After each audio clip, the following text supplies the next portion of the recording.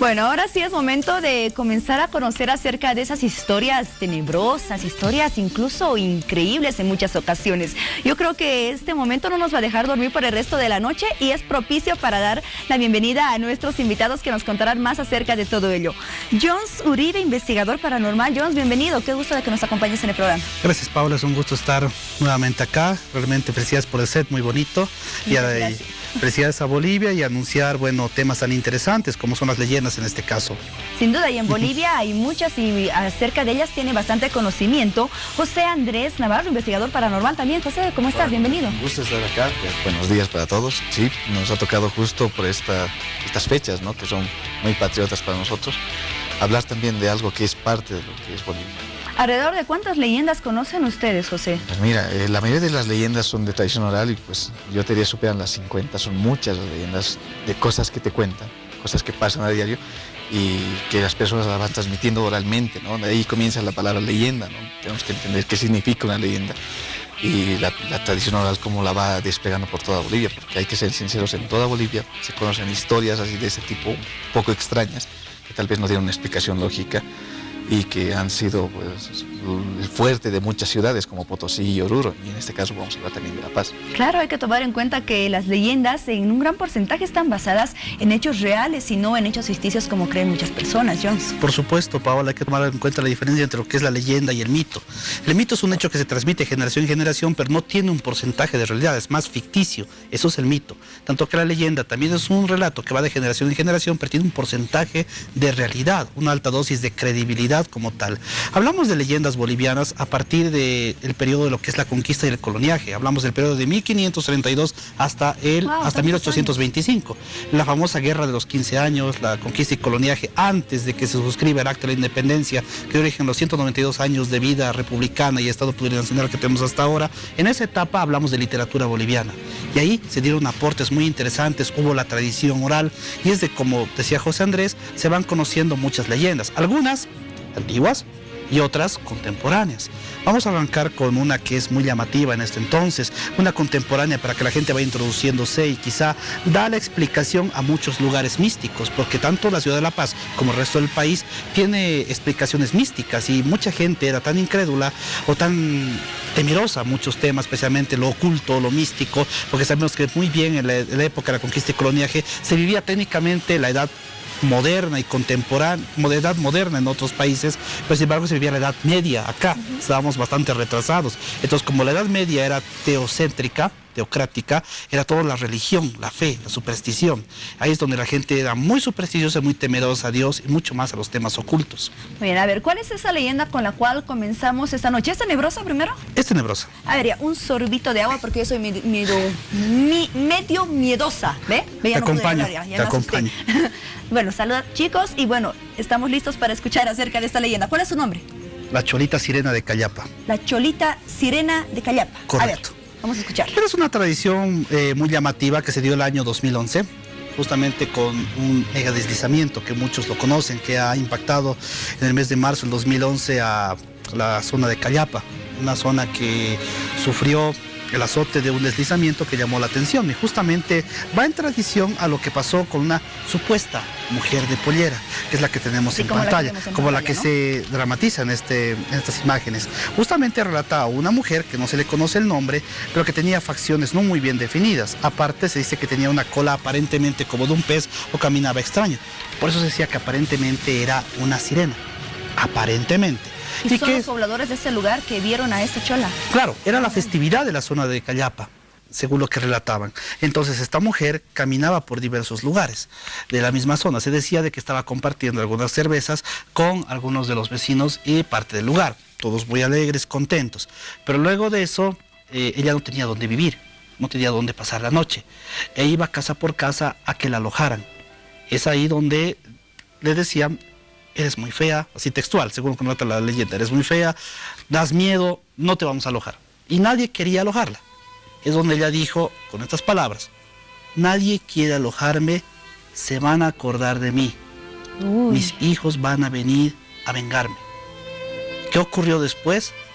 el mega deslizamiento. ¿Cuánto tiempo después de la aparición de esta cholita fue el mega deslizamiento? Se dice que fue una semana. Una semana después. Es lo que relatan algunos pobladores, que vieron a esta mujer que buscaba posada para pasar la noche, y nadie quería darle posada como tal. Entonces fue de que ella lanzó la amenaza: se van a acordar de mí, voy a destrozar este lugar y mis hijos van a vengar. Lo dijo así: voy a destrozar este lugar. Imagínense textual. cuando ocurrió la Y desgracia. nadie le creyó, porque estaba aparentemente en estado de ebriedad, seguro que contaba esta leyenda. Entonces fue que a la semana se dio el mega deslizamiento, y esta fue una leyenda urbana que ha ido circulando y que quizá se explicaría con un hecho aparentemente paranormal, que esta mujer de pollera habría causado aparentemente ese mega deslizamiento, que muchos dicen que habría sido un movimiento telúrico, obviamente fruto de la falla de San Andrés.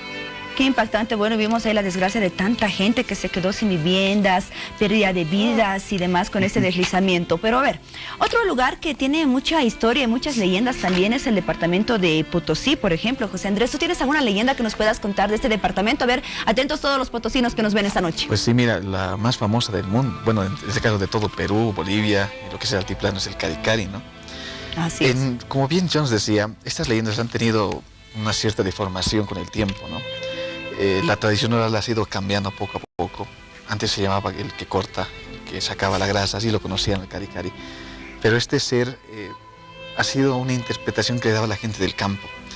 Sí existió, se sabe, se conoce a ciencia cierta que hay casos de personas que han sufrido el ataque, se puede decir, de este personaje, que hace dormir a las personas y les saca cierta grasa o cierto líquido del cuerpo para hacer sus medicamentos. Curiosamente, este Caricari hizo su primera aparición con la llegada de los españoles. Antes de después de mucho tiempo que he ido investigando esto, no se sabía de la existencia del Caricari.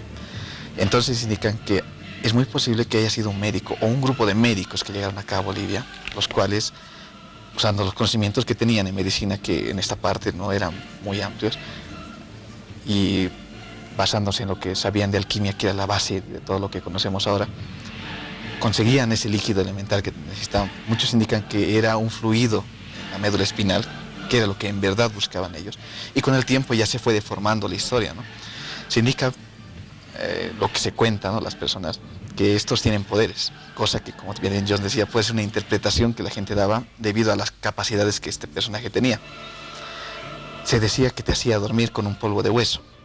Un polvo de hueso. Muchos comentan que, por ejemplo, estaban en la ciudad del Alto o en la carretera Potosí y de repente se acerca alguien, se te sienta a tu lado y tienes sueño. Sientes una especie de aroma y te da sueño, algo como un somnífero. Te duermes y al despertar sientes una molestia en el costado. Que ahí se daban cuenta de lo que les había pasado. Que les había pasado esto.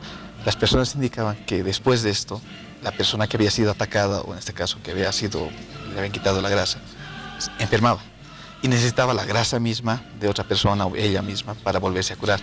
Y ahí ya volvía a aparecer el médico, en este caso lo que sea que haya sido este médico, se acercaba a la persona y decía: yo tengo esto, con esto te puedes curar.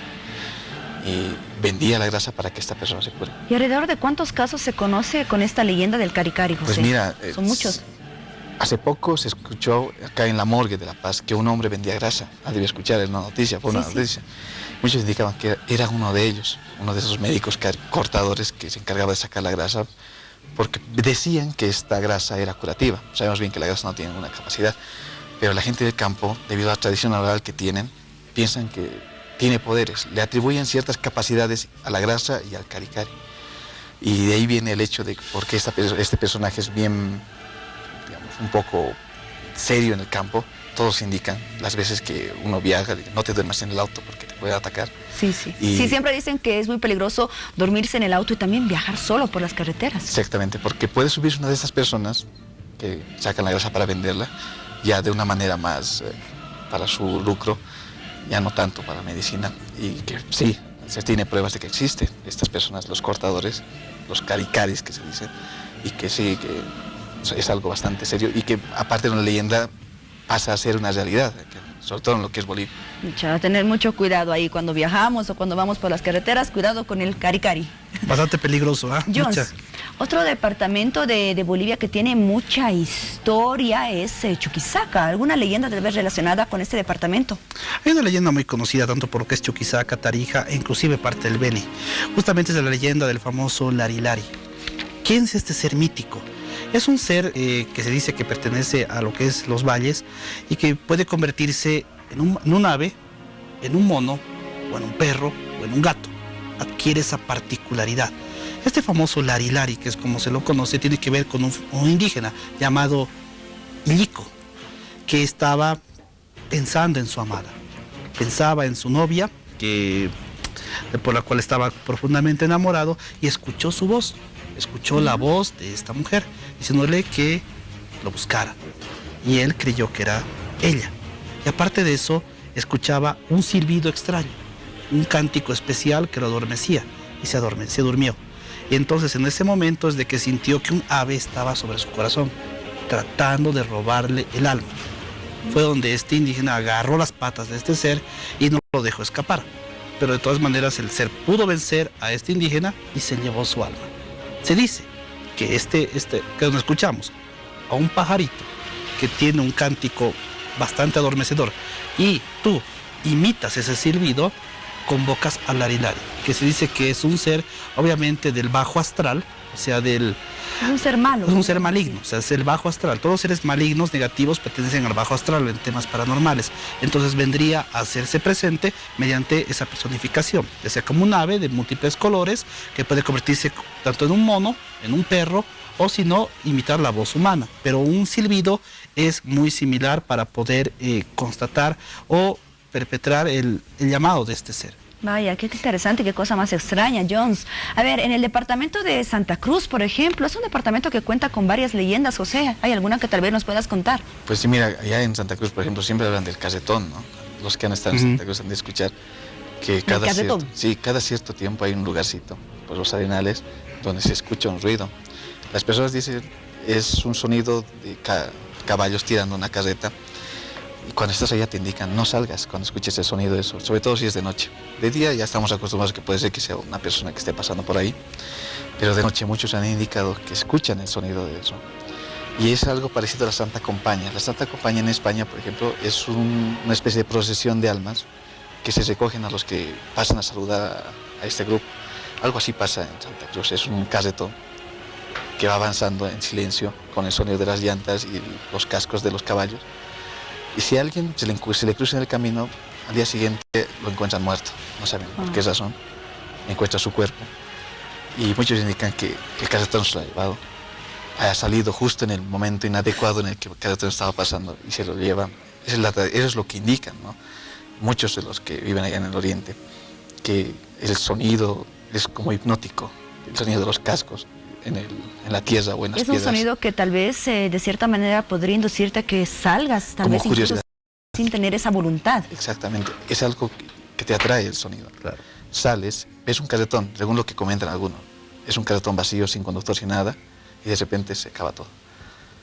Vaya, vaya, qué leyendas las que estamos escuchando esta noche. Y eso del carretón, el tema de las carrozas, de los caballos, incluso de que se escuchan arrastrar cadenas, por ejemplo. Yo lo he escuchado acá también en la ciudad de La Paz, en la calle Jaén, por ejemplo. Por supuesto. La calle Jaén tiene muchas leyendas, ¿no?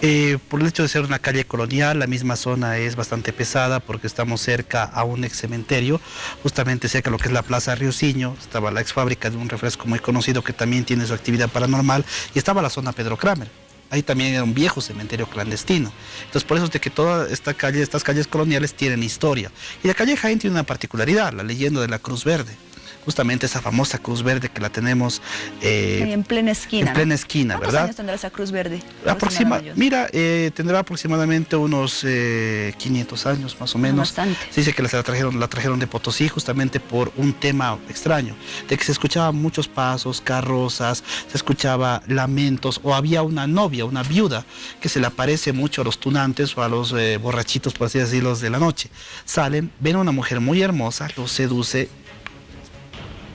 acceden a besarse, y se veía a los tunantes o a los alcohólicos o a las personas, bueno, que van a compartir unas copas, muertos. Se veían muchas personas que aparecían muertas y ensangrentadas. Sabemos que cuando hay un ente negativo, sientes que, en primer lugar, que frío, dolores de cabeza y sangrado de nariz cuando la entidad es maligna y aparecían ensangrentados. Así muchas personas. Correcto. Entonces es por eso que trajeron esta cruz verde para poder traer paz, pero más que todo tiene una leyenda como tal. Resulta de que un español conocido como Carlos el Lunarejo trataba de seducir a una mujer muy hermosa y él seducía a la misma y le decía, por favor, quiero que estés conmigo, te voy a dar dinero. Y esta mujer, amante de su marido, muy querendona, le decía, no quiero estar contigo. Pero al final, fruto de la ambición, accede a estar con él. Y entonces es de la forma de que el marido se entera por la señal de una cruz. Un Cristo le comunica, porque justamente lo seducía cerca donde estaba esta cruz verde. Le indicaba de que se le apareció un Cristo al esposo y le decía que le era infiel. Entonces ahí es donde se entera de la infidelidad de esta persona. ¿Y qué es lo que ocurre? Donde va lo negativo, justamente el esposo va y mata a la mujer infiel y a el lunarejo. Y ahí es que se origina que puedan traer esta cruz verde de la cual tú nos hablabas. Correcto, que la cruz verde tenía esa potestad. O sea, era un Cristo que no le gustaban las injusticias. Entonces era por eso que se materializó, porque esa tentativa de adulterio se perpetraba en ese lugar. Eso independientemente de que la trajeron también para sembrar tranquilidad. Y muchos de los vecinos ya de la calle Apolinar Jaén duermen más tranquilos, fruto de esta cruz verde. Podríamos decir que han disminuido bastante los casos, aquellas historias, aquellas leyendas de esta calle desde que se ha colocado esta cruz verde. En cierta forma sí, pero si bien se escuchan pasos todavía, se escuchan todavía sonidos de la colonia como tal, pero por lo menos la viuda, la novia que aparece a los borrachitos en las noches, técnicamente ha desaparecido. O sea, quizá le trajo más tranquilidad. A ver, vamos con alguna leyenda para la ciudad más joven de Bolivia, ¿les parece? ¿Tenemos alguna leyenda con el Alto? Pues la más famosa que tenemos hasta ahora es una que no es tanto nueva, pero sucede en la autopista. Los clásicos autoestopistas. Muchos han hablado y conozco personas que literalmente podrían jurar con una Biblia en la mano si es necesario, que le han sucedido cosas que pensábamos que solo sucedían en otros países. Es un chofer, por ejemplo, que está en La Ceja o en cierta parte bajando la autopista y sube un transeúnte normal, común y corriente, le indica a tal punto, por ejemplo, voy a bajar en la curva de la autopista o voy a bajar en la autopista. De repente el chofer dice, bueno, de tal monto, suba nomás. Van descendiendo, van conversando, se hace una conversación. Pasan unos minutos, sucede algo que distrae al chofer. El chofer llega al punto donde tendría que bajar esta persona. Y de repente mira hacia atrás y no hay nadie. Estos casos en la autopista han sido varios. Varios choferes indican que hay personas que se suben y que al llegar al punto donde tendrían que bajar o donde sea su parada, de repente no hay nadie atrás. Muchos indican que estas personas son personas de pollera, son señoras de pollera o son señores mayores que parece que están perdidos en alguna parte de la autopista. Y estas personas que aparecen y luego desaparecen en los autos, en algunas ocasiones han generado accidentes, por ejemplo. Muchos indican que sí, sobre todo en la que era la curva del diablo, ahora, bueno, después de la remodificación que le dieron. Claro, la curva del diablo me imagino que también está relacionada con varias de las leyendas de la autopista. Muchos indican, sí, exactamente. Había una señorita, una muchacha, que veían a las 3 de la mañana, esa hora extraña que está metida en muchas leyendas, que pedía que se la lleven de ahí, pero después de unos cuantos meses que avanzaba el taxi o la movida que llevaba, ya no estaba en el lugar donde la habían encontrado. Decían que sí, se veía personas caminar en ese lugar, después de voltear que el retrovisor, dar una vuelta, ya no estaban. Se indica que la autopista es un lugar pesado, sabemos que ha habido accidentes con muertes, esas cosas. Sí, bastantes. Y que piensan que esas personas que tal vez hayan fallecido aún se han quedado ahí y piensan que tienen que llegar al punto donde tenían que estar en el momento que fallecieron. Eso es a lo que llamamos almas en pena. Sí, y en este caso de los autoestopistas, los que hacen parar movilidades para llegar a un punto. A ver, y ya para finalizar, nos falta el Valle, ¿alguna leyenda relacionada con Cochabamba, por ejemplo, Jones? Tiene una leyenda muy interesante también, que tiene que ver con el tema de la calaverita habilidosa.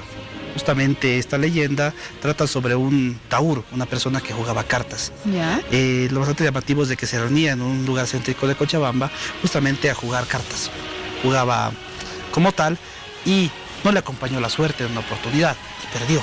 Él había apostado su casa, había apostado justamente a los animales con los que él trabajaba en su granja y perdió todo. Entonces, muy molesto, baja las escaleras de donde iba a jugar cartas y encontraba un cráneo. Y pateó este cráneo porque casi se tropieza. Dijo, ¿de quién es este cráneo? Le dio una patada, le dio un puntapié al cráneo. Resulta que después de que golpeó el cráneo, trata de volver a su casa y se le presentaba una mujer, justamente a quien le pertenecía este cráneo. Y es quien lo atormentó constantemente y hasta provocarle la muerte. Entonces, este cráneo inexplicablemente apareció ahí. Y es quizá porque el cráneo era mensajero del mal. Era un mensajero oculto que le decía que debía retirarse de esa vida, o por lo menos ofrecerle respeto. ¿Por qué? Porque la muerte es respeto.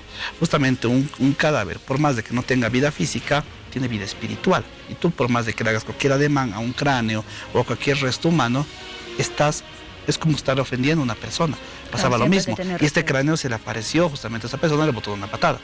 Entonces ahí fue donde se le presentó hasta provocarle la muerte. Por eso que en las universidades, en las carreras de medicina, de odontología, carreras relacionadas con el área de la salud, siempre inculcan tener mucho respeto a aquellos cuerpos, a aquellas calaveras, cráneos con los cuales uno trabaja, ¿no? Para adquirir mayor conocimiento. Por supuesto, basta que tú tengas la falangeta, que es la parte más pequeña de un dedo, y te lo lleves a casa, te llevas la energía de la persona a la que le pertenecía. Y esto es porque te llevas la misma carga energética. José Andrés decía algo muy interesante, ¿no? Muchos delincuentes, si no me hacer apología del delito, utilizan el hueso de muerto molido para dormitar a una persona, porque tiene una carga energética bastante fuerte. Lo mismo pasa con esto. Te llevas justamente contigo, basta una falangeta y ya te llevas toda la energía de ese ser, de esa persona. Y es lo que pasa en muchas formas, y es por eso que nosotros siempre promulgamos el respeto a los cadáveres, el respeto a la no exhumación. Y si te llevas esto para estudiar, pues hacerle el respeto correspondiente, porque se te presentan en sueños y lo que buscan es eso, que podamos tratarlos como miembro más de la familia o que hemos irrumpido su descanso. Es lo que sucede con las ¿Cuántas leyendas que tiene Bolivia definitivamente? ¿Qué les pareció? ¿Les gustó las leyendas que conocimos esta noche? Tuvimos leyendas para los distintos departamentos de nuestro país. Bueno, quiero agradecer a John Zuribe, investigador paranormal. Gracias, Jones. Y también de la misma manera a José Andrés Navarro, investigador paranormal. Hasta otra oportunidad. Bueno, nos vamos a una pausa y estén muy atentos porque en el siguiente bloque de hora 23, ya el último, estaremos estrenando un nuevo sector, porque hoy no solamente estrenamos escenografía, no solamente ampliamos nuestro horario, también nuevos sectores para todos ustedes, y este estará relacionado con aquellas curiosidades que estoy segura que les van a impactar. Ya volvemos.